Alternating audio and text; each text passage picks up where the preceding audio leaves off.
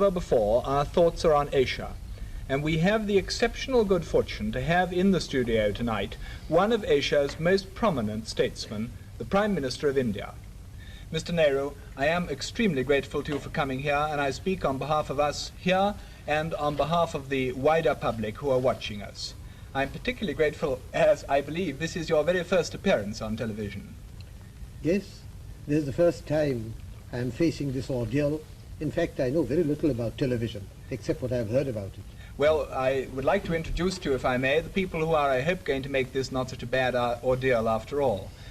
Sitting on my left is Kingsley Martin, the editor of the New Statesman and Nation, and beyond him is H.V. Hodson, the editor of the Sunday Times, and at the end, to ask the first question, is Donald McLaughlin, the foreign editor of The Economist. Prime Minister, when you return to India, people will be asking you what you thought of the coronation. What are you going to tell them? Well, I'll have to tell them a great deal, but principally that it's very impressive in many ways. The most impressive thing to me was, apart from it being a great spectacle, were the crowds here and the way they behaved. And one begins to like more and more the London crowds and their fortitude in inclement weather and their insistence on enjoying themselves whatever might happen. But is there going to be no criticism in India of your having come to the coronation? There was when I came, and there will be no doubt when I go back. But I don't think it will amount to much. Mr. Nehru, we all understand very well indeed why India decided to be a republic within the Commonwealth.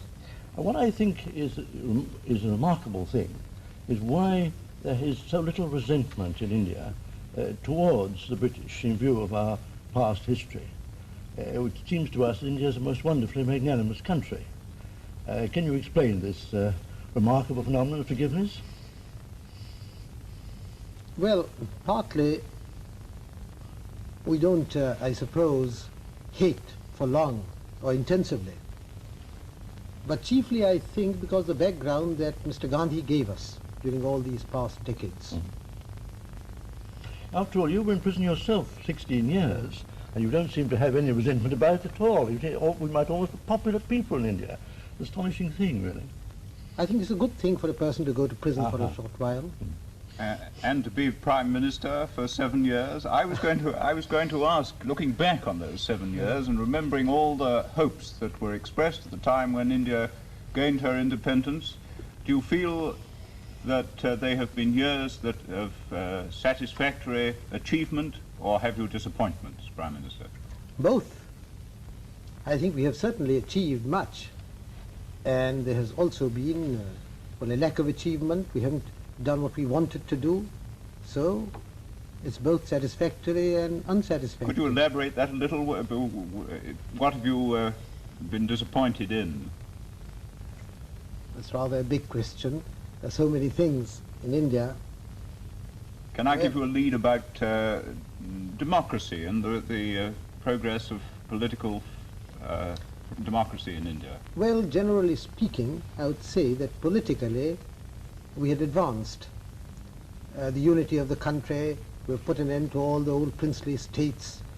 We've had these general elections which were remarkable on a tremendous scale, and we've built up a good democratic structure.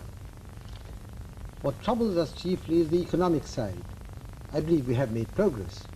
I should like the progress to be much faster. Would you agree, Prime Minister, that Anglo-American, British-American, British Commonwealth American, if you like, agreement and concord have a very special value for the defense of our common ideals of democracy? Yes, certainly. And that to aim for that has a value of its own, and that it may require sometimes some compromises from our side with policies that we don't see 100% eye to eye with on the other side of the Atlantic. But Mr. Hodson, politicians are always compromising. They have to.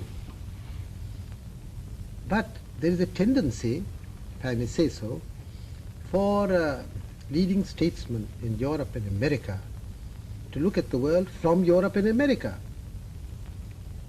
Well, if we look at the same world with the same principles from, let us say, Delhi or some place or Karachi, well, the world looks slightly different. Geography counts. Take the question of China. China is a distant country to most people in Europe and America. China is a country having a 2,000-mile frontier with India. Well, it's a different picture to us immediately. Well, I certainly agree that your contribution from Asia is an invaluable one. I just wanted to suggest that is, I say, that is the value, one of the significant features of the Commonwealth conferences, that these different viewpoints come up, maybe if you like slightly clash, but in a friendly way, I mean, and lead to a better understanding. That, I'm afraid, is all that we have time for now tonight, Mr. Nehru. I would like to thank you on behalf of ourselves and of the public, both for the questions you've answered as Prime Minister and also a few asides from Mr. Pandit Nehru. And I would like to thank you very much indeed and to welcome you to England at any time you come and any time you wish to address us again on television. Thank you. Thank you. I haven't found this last half hour quite so bad as I expected it to be. In fact, it has passed rather rapidly. I was surprised that it was over. Perhaps because your questions were interesting and I got involved in them. Anyhow, it has been a pleasant time and I thank you for it. And I wish those who may listen to this later on good night.